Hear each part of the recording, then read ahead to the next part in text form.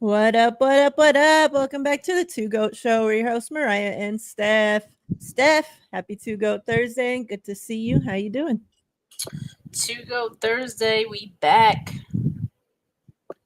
We back. Chat, what's up? Happy Two Goat Thursday. Hope everybody's doing great. Yeah, we got a bunch of moves that happened today with the 49ers. Steph, you weren't at practice today, right? But at least that gives us a whole week since I last talked to you to catch up on what you have witnessed, what's been going on. But before we get into all that, let's get into some of the things that went down today. Obviously, some injury news that we found out about. Never a great thing to be talking about right now, but nothing, it seems, nothing too serious, right? Which is a good thing about it. Let's talk a little bit about questions about Jawan Jennings. I know a lot of people are talking about, is he holding in? Is he really hurt? What's going on with the contract discussions? Well, Kyle did talk a little bit about Jennings today and said that, this was his third consecutive practice that he missed, and they said it's due to a calf strain. He did say it's an aggravation of the same injury that bothered him in the offseason. So, how you feeling about this Jennings situation? Obviously, another wide receiver hurt. Like, I don't know what's going on with the wide receiver room this season so far, but it's pretty crazy that we can't, like, I have so much movement with the wide receivers, and it's like, man, in a year that we lost Debo, and it's just like, all this shit. So how are you feeling about Jennings? Do you think this has anything to do with the contract?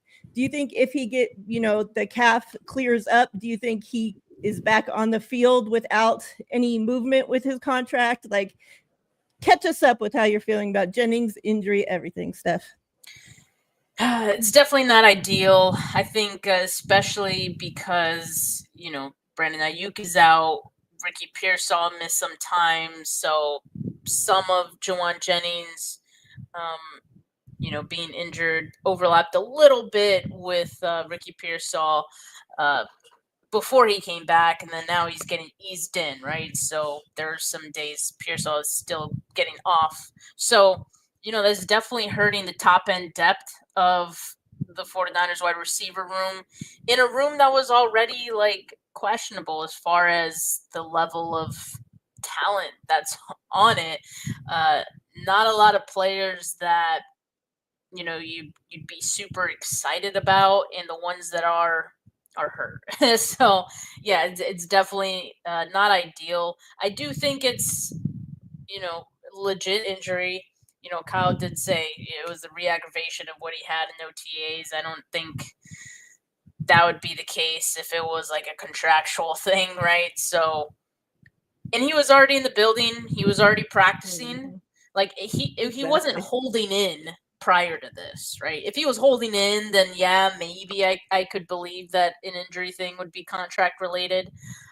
But he was there practicing, seemed to be happy doing so. Prior to this. So yeah, I think it's a legit injury, and there's some concern just the fact that it's a re-aggravation. And I want to say he missed like a decent amount of time in OTAs with that calf injury. I think also the thing that's worrying me a little bit is that there's no real timeline for his return. Mm-hmm. I just don't normally like that, but maybe it's just something that's not a definitive injury and just something that's bothering him. Like they can't pinpoint it because, like, I think both Kyle and Clay Kubiak use the word bothering. It's just something that's nagging him, and so maybe that's why they can't really tie it down to a timeline. But yeah, not ideal for sure. I think it definitely has me feeling a certain way about the wide receiver group. But then also on the positive side, I think you get a better look, of course, at some of your depth guys and just see if there's anyone who steps up. And I think there is a couple guys who are stepping up. So yeah, we're definitely going to get into the guys that hopefully take advantage of this opportunity. let's talk a little bit about running back Jordan James, who's now out with a knee injury. Kyle says he'll be evaluated throughout the week. Obviously, we know there was running back moves made as well, which we'll get into. But kind of talk to me what you saw for Jordan from Jordan James this last week before this injury, and kind of about this injury and what this means. Well, I thought Jordan James had been looking great, like really seemed to have solidified himself as the RB3, like from the start of training camp. And um, yeah, like that's how good he looked. I kept saying like he runs with a lot of command, like he just similar to like Jordan Mason, like when he has the ball, like he's just looking to do something with it. Just runs with a lot of confidence and energy. So Jordan James along those lines just looked like someone who should make the team, should be part of the rotation. He just looks like that kind of guy. For that reason, this injury is unfortunate.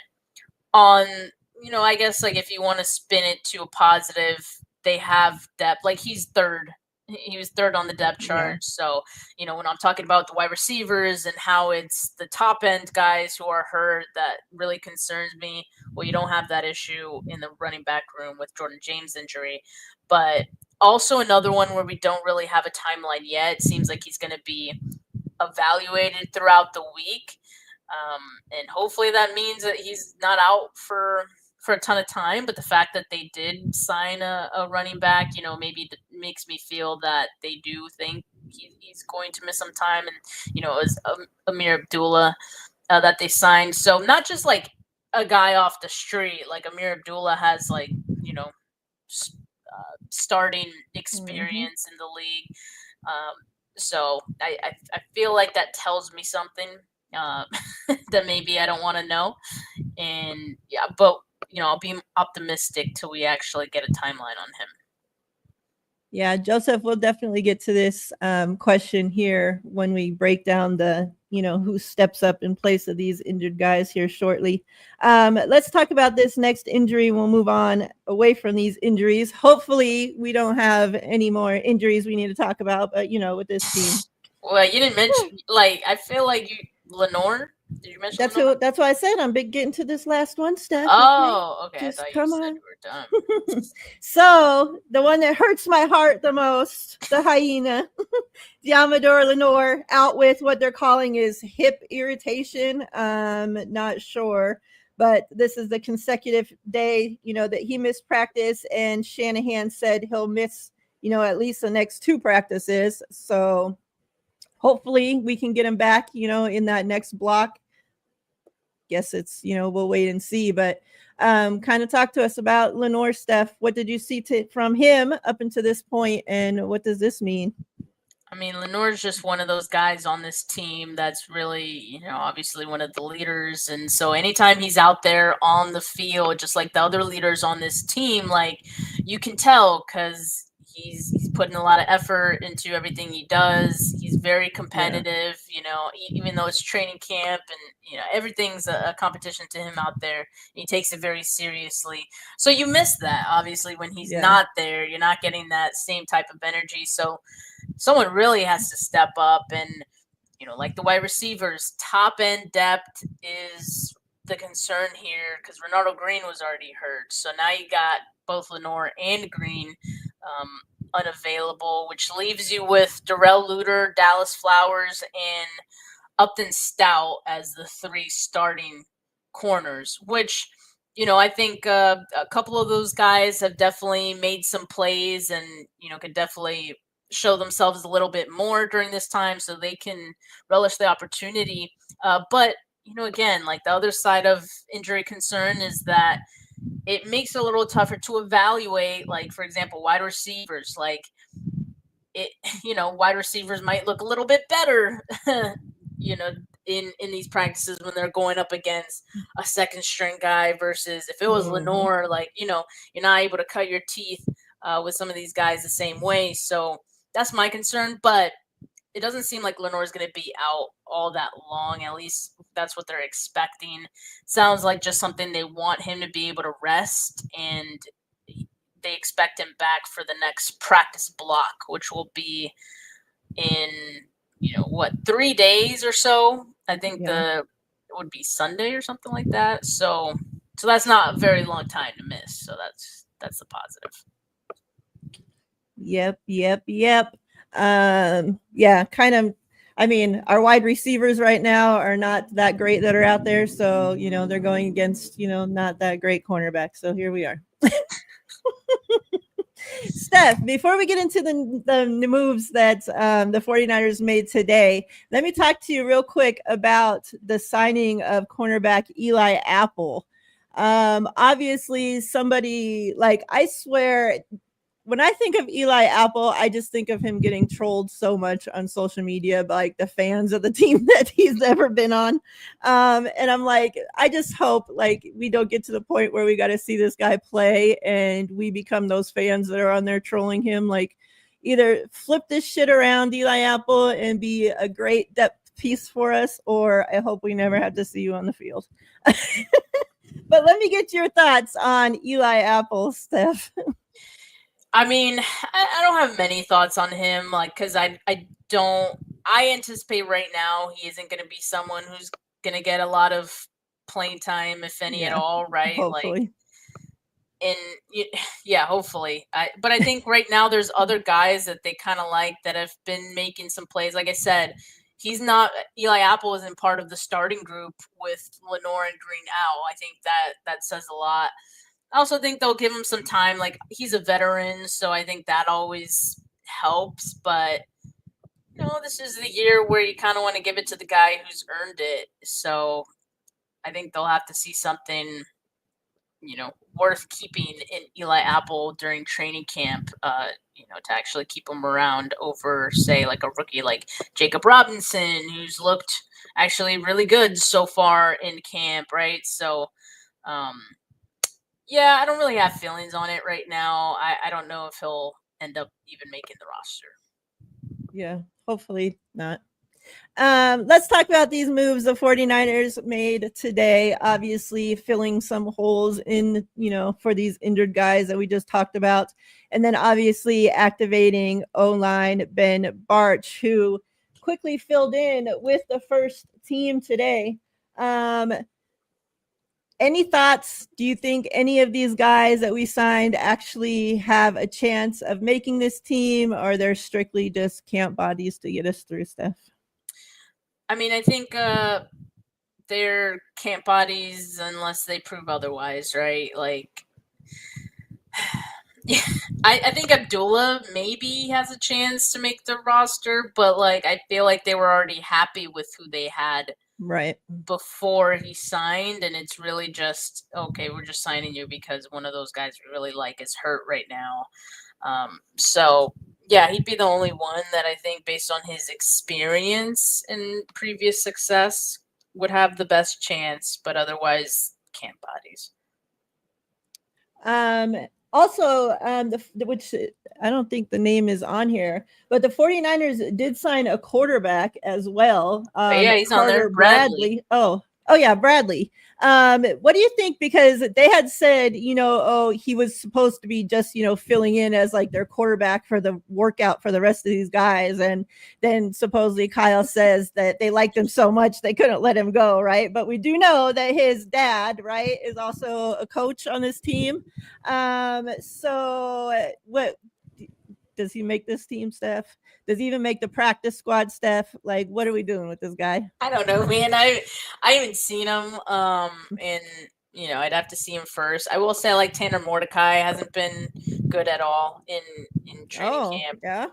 It's been every practice, we end with team period, and he gets it last before he gets the final snap, basically, of practice.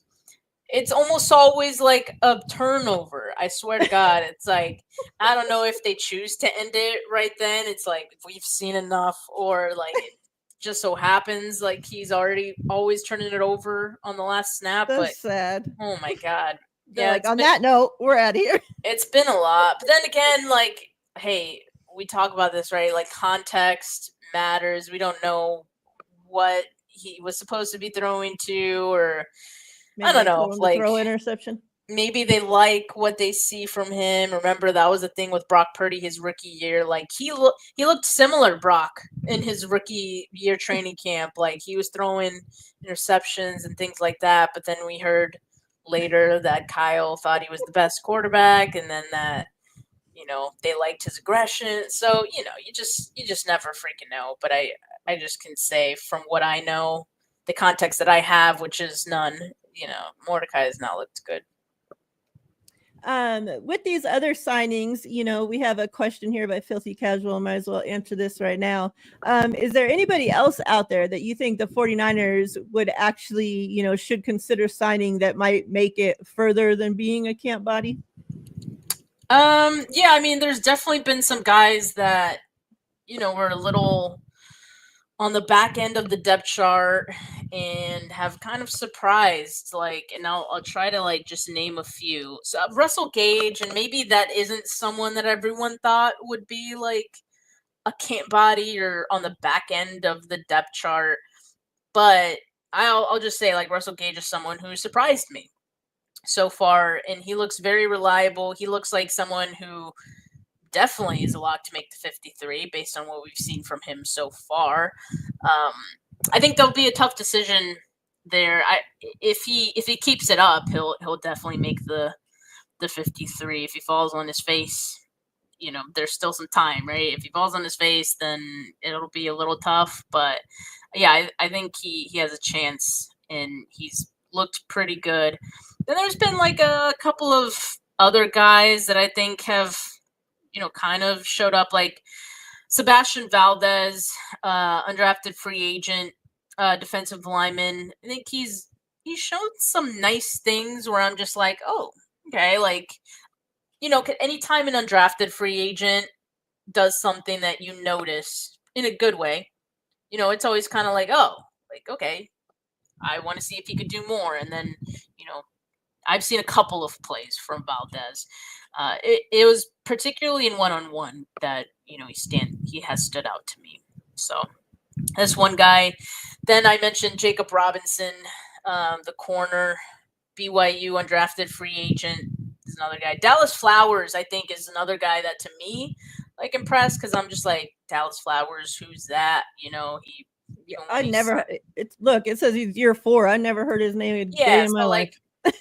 Respectfully to him, that is just one of those signings where you're not expecting too much. You're expecting he's a camp body, all that, but he's looked good. He's had a lot of pass breakups, and now he's with Lenore and Green out. He's getting some first team reps, so that's a great opportunity for him, right? So yeah, I'd say those guys are definitely guys that I had on the bubble or have on the bubble and have kind of popped. All right, let's talk about let me find where, here we go. Joseph had asked earlier about Kiner. Does he have an opportunity to make the team? Let's kind of go through and talk, obviously we know now who's injured and, all this stuff. Let's talk about these guys that, again, Steph wasn't there at practice today, but we'll go off of what she's seen since, the last time we got to talk to her a week ago. And just let us know, who has stepped up, who's actually worth talking about. Steph, if nobody's, doing jack shit, we don't care. We don't need to hear about them. They ain't going to be here. But, if there's somebody that maybe has surprised you because you were expecting them to be good and they've been asked, then yeah, let us know about that, right? But let's talk about the guys that have impressed and surprised Steph in camp, and that we might see stepping up in the place of these injured guys and actually being able to make this roster. Let's start with running back. Obviously, that ain't the first one on here, but since that was the question that was asked, let's go. Let me scroll through and find them on here. All right.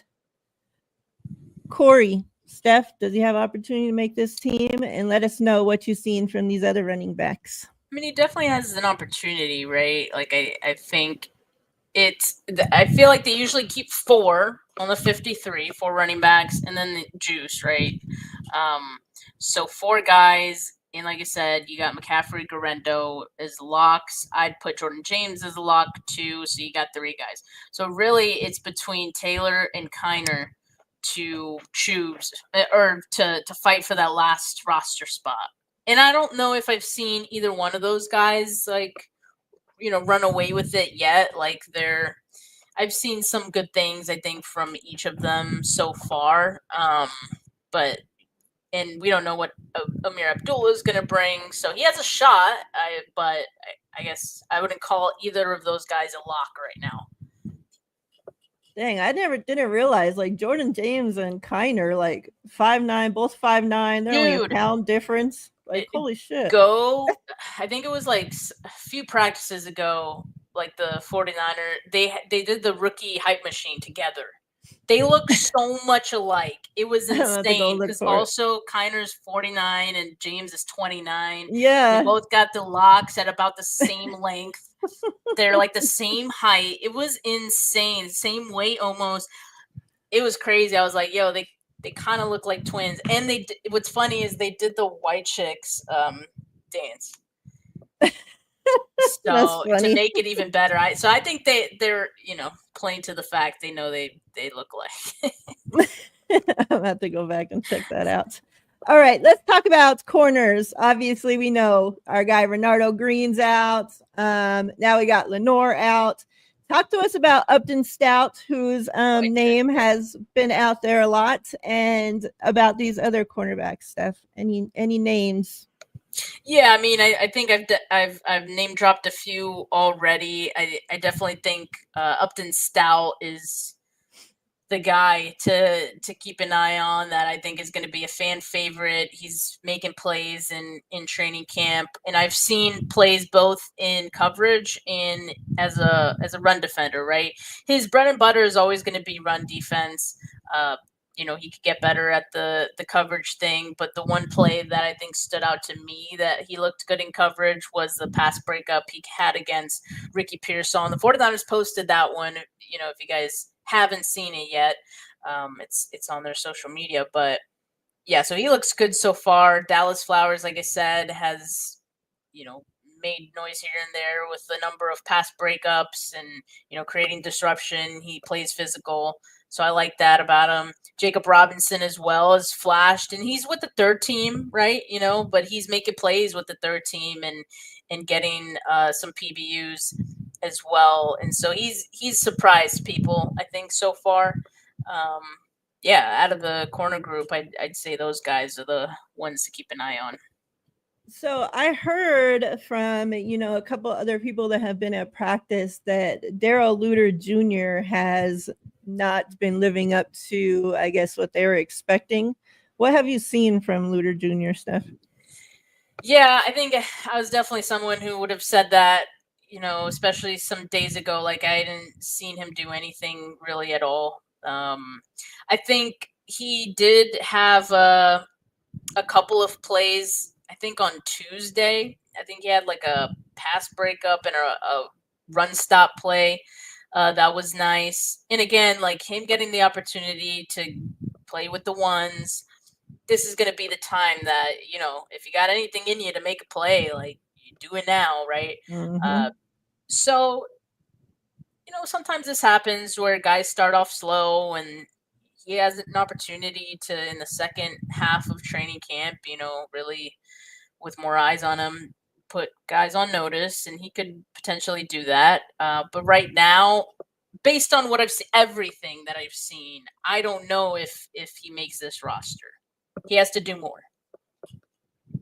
Definitely somebody we'll keep an eye on. We'll have ask Steph about next week and as the weeks go, what she thinks. But yeah, I haven't heard great things about him so far, which is kind of disappointing because, like you said, now's the time to step up and take advantage. And to be fair, it's not like we're seeing him get burned or anything, right? But it's like we're not seeing him make plays either. So it's really just that, like. Yeah. Let's go D-line. Obviously, the new addition of Jalen Allen because of the injury to who was it? Oh, So, Taron Jackson. yeah. He's on IR now. So we have that. Probably not too much on Jalen Allen, but how about the rest of the D line? How they looking? How are young guys looking? All that good stuff. I mean, Michael is looking good. He definitely looks the part, and especially when the pads came on, like he was just ready to go. CJ West too. Like I didn't notice CJ West a whole lot prior to pads coming on, but once they came on, like it was hard to not notice him, especially in Nice, yeah. one-on-ones. I think it really shows his strength. Alfred Collins has been disappointing so far, but I'm giving him some time just because he didn't have minicamp, he didn't have OTAs, so like he's pretty much going into training camp with none of that. So Right. maybe he needs time. His pad level's high. He needs time. So a little disappointing so far. I mean, second round pick. So, and with Michael looking so good, and CJ West looking good, I think that adds to the disappointment a little bit. But you love to see anyone looking good, and there's two guys on that line that I think have shown off as rookies. So you got to feel good about that. Bryce Huff, I think from what I've seen from him so far, man, what an awesome combination him and Bosa are going to be. I just think like they're going to be able to complement each other so well. He can win so quickly. He has this nice like spin move that he's been doing, especially in like one-on-ones, that gives him some quick wins. And we already know he can win quickly off the edge too, just like straight rushing. So I've been pumped by what I've seen so far from Huff. I think also Salah's gonna he's going to mix it up, which is something we haven't really seen a whole lot of with the fronts the last 2 years. So I think it'll be nice to have some exotic looks, and I think they have the talent, to be able to do different looks as well. So Michael lining up on the inside with like Bosa and Huff on the outside. Maybe you get CJ West in there too. Gibbons, like, yeah, it'll be pretty good. They run stunts in camp that have had a lot of success. Bosa's been on a tear. Like he's looked so good in training camp, in team period when he's participated. He had the day off today, I guess, but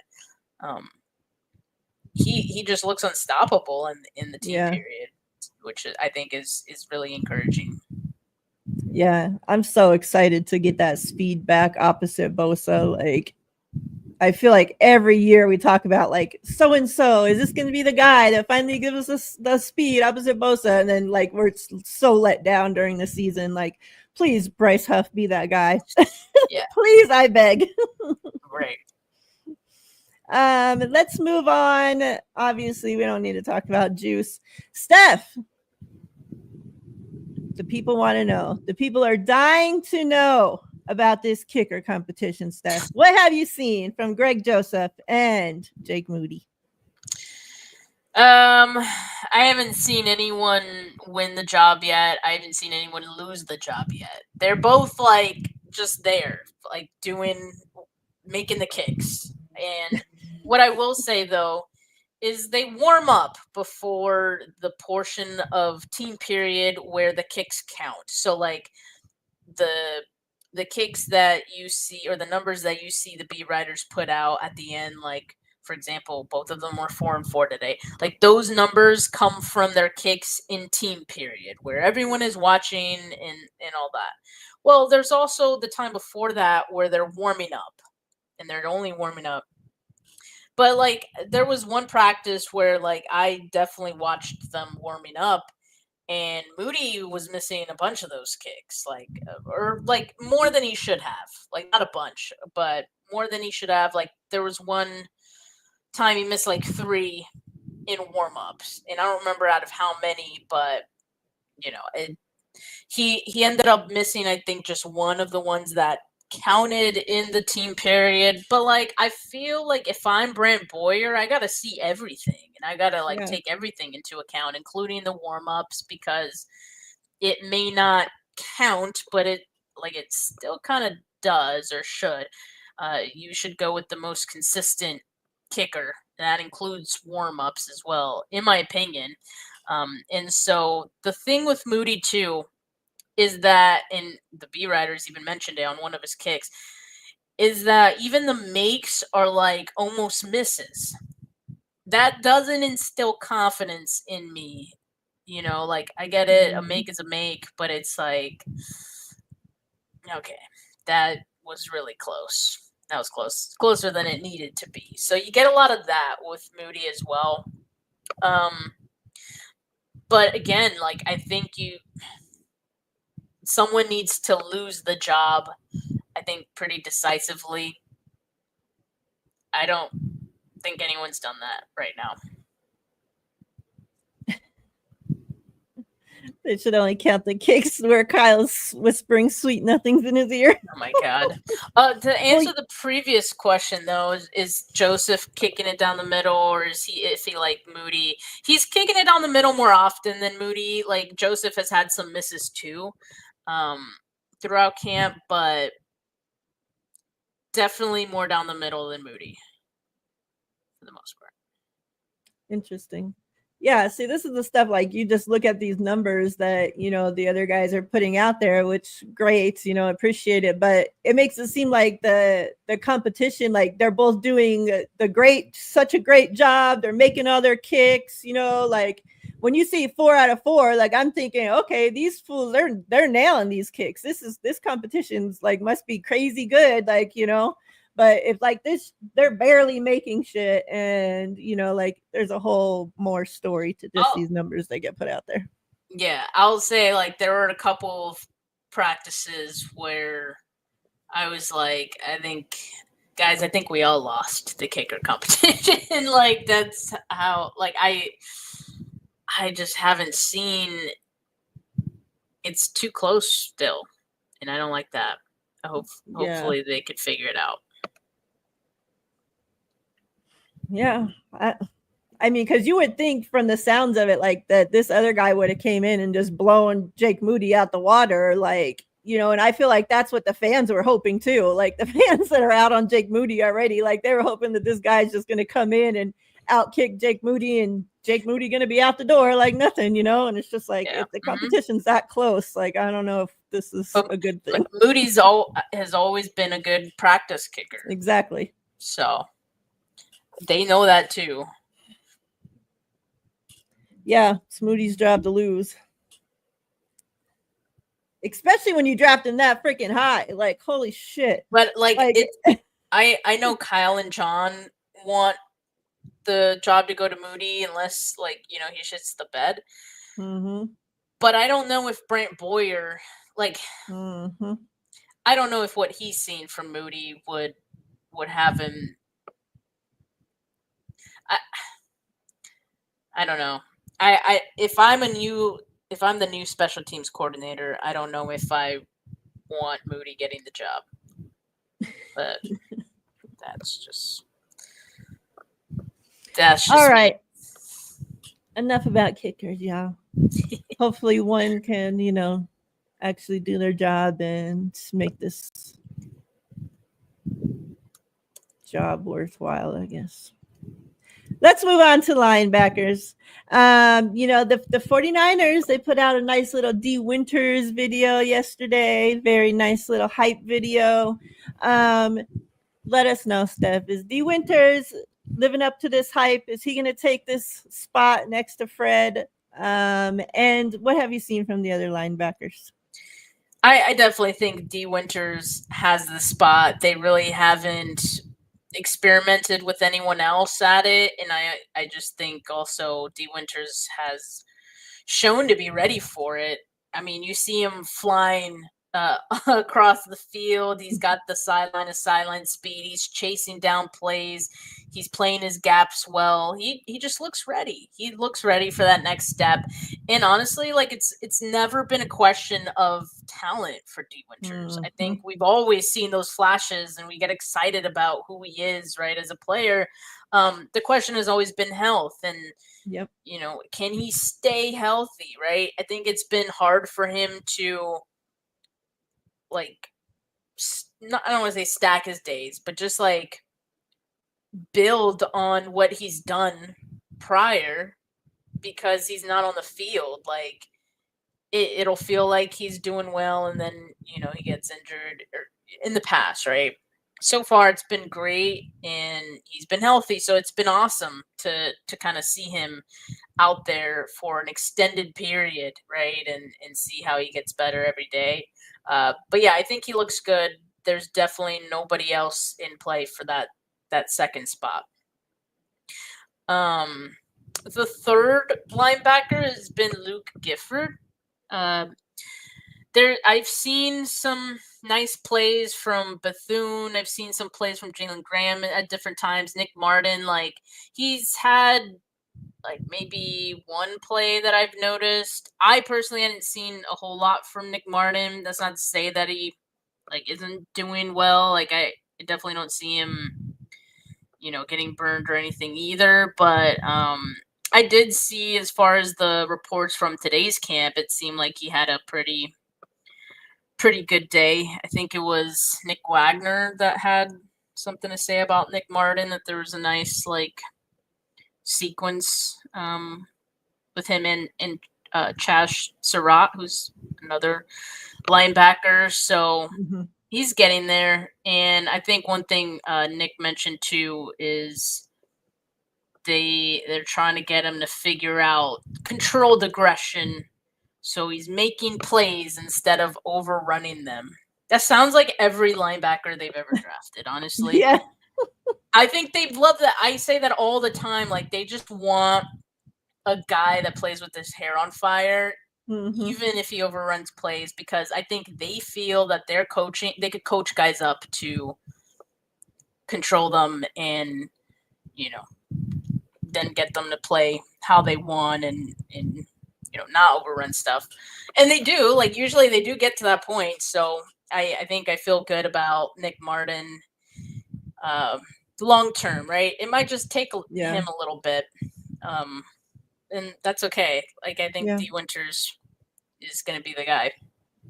Yeah, as long as D Winters can stay healthy, we're in great shape, I feel like, with Fred and D. But then, knock on wood, if something happens, it's just like, kind of gets scary after that, because it's like, who of these guys is going to actually step up to,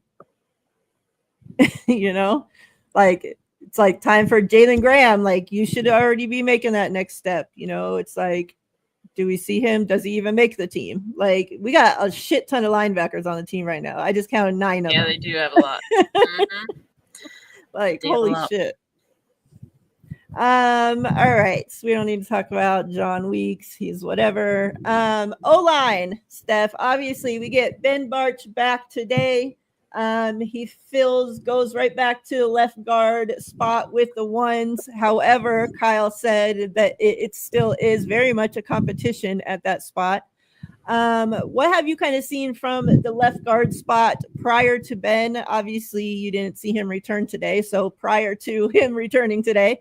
And what have you seen from these other O-line guys? And also, on top of that, is it true? You obviously just said Nick Bosa is having a hell of a training camp so far. I've heard some rumors that are being thrown out there that Trent Williams is getting beat by Bosa rep after rep after rep. Can you confirm, deny? Let us know, Steph. I don't. So Bosa's been switching sides like a decent amount in team periods, so it's not always against Williams. And I don't always notice where he's lining up in team. But I just know, like, when he makes it to the quarterback, right? And I'm just like, okay, there he is again. But yeah, I think it's fair to say and accurate to say that he's won against both Williams and McKivitz. And sometimes, like I said, they run stunts. So, like, he's coming in from the inside even. He's just been all over the place and beating everyone. Like, right.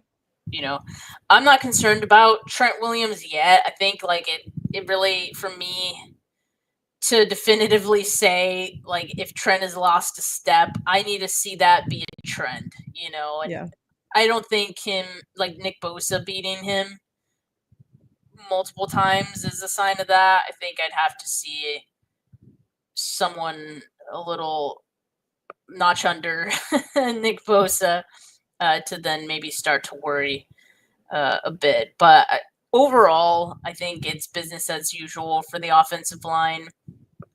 Bosa wasn't there today, and it was a better day for the offensive line. Big surprise, Go right? figure. Yeah. But yeah, I think they'll be fine. I'm not worried about the offensive line. Most of them are returning starters, aside from Ben Barch, who just got plugged back in there today. But I think Barch did a good job at the left guard spot last year in the limited time. So I'm looking forward to that. Left guard was, with Aaron Banks, was iffy last year. So it has an opportunity to be better. Pooney looks good. Not worried about him. I think they'll be fine. Up until today, when Ben got back, who has been starting in that left guard spot? Mostly Nick Zakel, but they also had sometimes Spencer Burford in that spot, but mostly Zakel. So we'll see if the Ben versus Nick battle, how that shapes up. Let's move along. Punter, we obviously don't need to talk about. Quarterback. I mean, if you want to talk to us about quarterback stuff, you're more than welcome. What do you have for us? I mean, I don't really have anything. Like I said a little bit ago in my show that I did, that like Purdy looks the same as he always looks in training camp, which is fine. I think he's a certain quarterback in practice, and I think he's better in games than he is in practice generally, and always has been. So yeah, it looks good. Mac Jones has been great in camp so far. He's probably been the most consistent of all the quarterbacks, and I think he throws with nice touch. I think his ball placement has been great. He throws into tight windows. Yeah, he's been really good. I'm really excited about him being the QB2. Like, far and away, best QB2 I think the 49ers have had so far on what I've seen from training camp. Well, that's a plus because they've been asked. Another thing I'll say on Brock is, like, I think one thing I've seen in camp that has been better than I've seen in the past are the deep ball attempts. He's getting those to fall so far, right? So I think that's a positive sign, because that's not really something he's really been that good at. It's always kind of like a little iffy, but yeah, so far the deep balls have been good, and he had one today. I didn't, obviously I didn't see it, but that one was to Demarcus Robinson. There's been others that I've seen, like the one to Nair. Let's say he had one to George Kittle, I think on Tuesday's practice or Mondays. Yeah, that's. Hopefully we see a little bit more of that. I hope so, yeah. All right. Running backs, we already talked about. So let's move on to safety. We heard from Jair Brown, who talked a little bit about some injuries that he dealt with most of the season last year.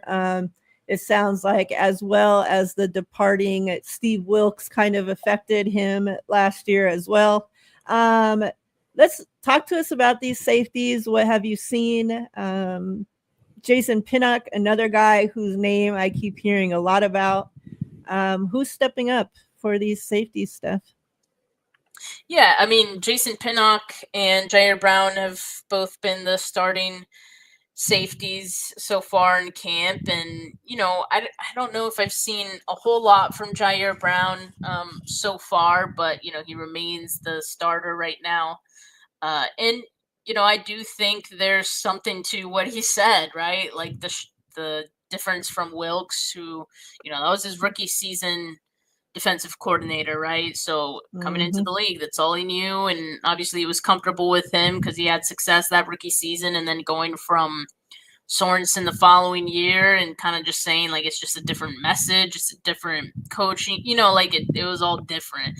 I think that definitely hurt him from it just feeling like a 180, especially because the season with Wilkes, he was a rookie, right? So I think it was a dramatic change for him. I have some hope that like with Saleh, he can get back to being closer to that rookie version of himself and maybe even better, right? So I'll give him time. Like I think he obviously has to get used to a third coach and that message, what that message is. It's obviously has to be better than the two previous guys, but I'll give him time. He's still starting, so I think that's good. And again, not someone that I'm seeing get like burned or anything like that. So that's probably a good thing. Jason Pinnock is someone that I think surprised a little bit as well, especially in like the first few practices in the first week. Definitely was making a lot of plays. Did fizzle out, I think in the last few. But again, like it's not like he's doing bad now. It's just I think he's still gonna have that spot. I think my only concern with the safety group is that it's so thin, thin. Like Mustafa's hurt, and so really aside from that, you got Pinnock, Marcus Siegel, Jalen Mahoney. It's Richie Grant too, but. Yeah, I mean, actually, they cut Jalen Mahoney. Actually, yeah, we only got 1, 2, 3, 4, 5 of them, and one's hurt. Yeah, yeah, that's crazy. So they already removed Mahoney from this, and yeah. So it's very thin. I'm very surprised that they haven't addressed safety with like a camp body at all. Yeah, that's crazy. All right, tight ends, Steph. What have you seen from these tight ends? Who's stepping up? Yeah, I haven't seen like. Well, okay, Luke Farrell definitely like the blocking tight end, so I don't think it's fair for me to say like I haven't seen him do much because like obviously I'm not watching a guy block. I think Ross Dwelly, welcome back. He's made some couple catches, and you're like, oh yeah, like I forget he's back with the team. So nice to see a familiar face. I would root for him to make the team. I think the fact that he knows the playbook and comfortable in the system already, I think will help him. Jake Tungus has made some catches as well. Braden Willis is kind of like surprising me with how many catches he's getting in practice. He seems to kind of just be a comfortable target for some of the quarterbacks, especially like Mac Jones and Mordecai. He's second, third team that he's playing with. He's getting a lot of work, so not exactly where I expected him, like the type of work I expected him to get, because I think to this point, like we've only seen him mostly on special teams, and he sometimes gets a chance to go in and block, but yeah, I think maybe he's showing something as a pass catcher, which is interesting. But aside from that, it's like there's not too much to be excited about. It's the George Kittle show in the tight end room, as it should be. Well, hopefully with Luke, coming in being more of a blocker, we'll get to see actually more of the George Kittle show and him used, more in the passing game, like we all been begging for. Right. So I guess you got to take what you can get. These tight ends, like I don't know what the deal. Like I don't know if the 49ers are just not great at trying to like find a good pass catching tight end too, like behind George, or they don't care to find one, or I don't know. Yeah, I think they just need the E2 to block. Like they seem pretty content with not having their T2 catch. Yeah. And think it's more it's the fine, fans beg for it. which is fine if you actually use Kittle as much as we want them to. Yeah. You know? Yeah. Wide receivers. Obviously, we talked about the slew of injuries to these wide receivers, but with the guys that you've actually been able to see, anybody stepping up? What have you seen from the youngins? All that good stuff, Steph. Yeah, I mean, like I said, in the beginning, Russell Gage definitely someone who has stood out quite a lot, and yeah, I think he's on his way to making this roster. Him and Demarcus Robinson just very similar in the sense that they're very dependable, and I think they'll be common targets for quarterbacks. They're not going to be like these flashy guys, but they're like the kind of guys who are going to make plays for you. And again, it's not a room like a wide receiver depth chart with Demarcus Robinson and Russell Gage doesn't excite anybody, but they'll be fine with those guys. So I feel good about them. Jordan Watkins, I think, has shown some nice things as well. Like I said, there's like that deep ball from Purdy to Watkins, and he showed some of that speed to get under it. I thought that was nice. Pearsall, like so far from what we've seen, which is it's only been 2 practices that we've seen him in. He was back today, but I didn't see that. So in what I have seen, Pearsall and Purdy seem to have the same connection they had before, and maybe the one they built even further in the off season. Like their timing and rhythm looks to be there, so I'm excited. To see Pearsall in his second year, see what he does. But other than that, like it's just been, here and there. Like Nair has made some plays. Like Junior Bergen's got some catches, but it's like the offenses have mostly run through Demarcus Robinson and Russell Gage as far as the receivers go. Pearsall obviously getting mixed in there now. But yeah, those are the guys getting the most action. I wonder when we're going to hear about, the Demarcus Robinson suspension, if there's one, how long it is. Like, well, it'll probably be like 3 games is like the standard, I guess, for DUIs in the league. So I don't know how long it's going to take though to get word on that.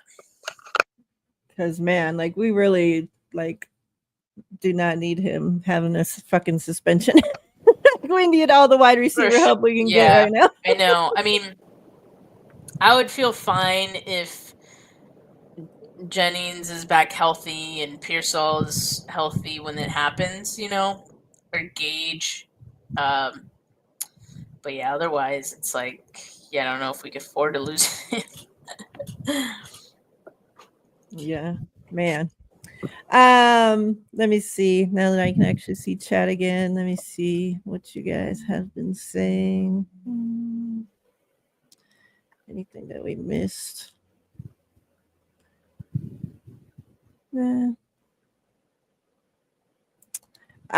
Steph, anything else that we didn't catch on, talk about, that you want to fill us in on? No, I think we covered a lot, which is good. So like this practice block is not open to the fans, so that's why I'm not attending these, and we're just it's just the media beat writers who are able to tell us what's going on. The next practice that I'll be attending, because it's open to media, is Monday. So okay. And then you'll be there Monday, Tuesday, Tuesday, what Thursday, practice? I think, is next week. The ones that are open. All right. If anyone has an extra ticket to the August 5th practice, let me know. August 5th practice. Hook our girl up, get her the ticket. Come on. The Tuesday. Any other shows? What else you got going on? Nothing else today. I did my show right before this, so if you guys want to hear more about injuries, check that out. But it basically is like, should we be worried or not? Yeah. See what I have to say. All right. Make sure you check that out. Make sure you check out everything Steph brings you the rest of the days that she's getting done practice. We'll have her back here Thursday for the Two Goat Show. Chat, appreciate you all, everybody that commented, all 200 of y'all that were in here throughout the show. We appreciate you guys so much. Make sure you subscribe to both channels. And we're here every Thursday, so come back through. We'd love to have you. Steph, I appreciate you as always. You're the best. And yeah, we'll see you next week. Until then, everybody have a safe and wonderful day. And I'm not doing no closing video, so Steph can cry later. Just stare at her, everybody. 195 of you, 300, 400, whatever that is, times 2 eyes, all on Steph right now. Go.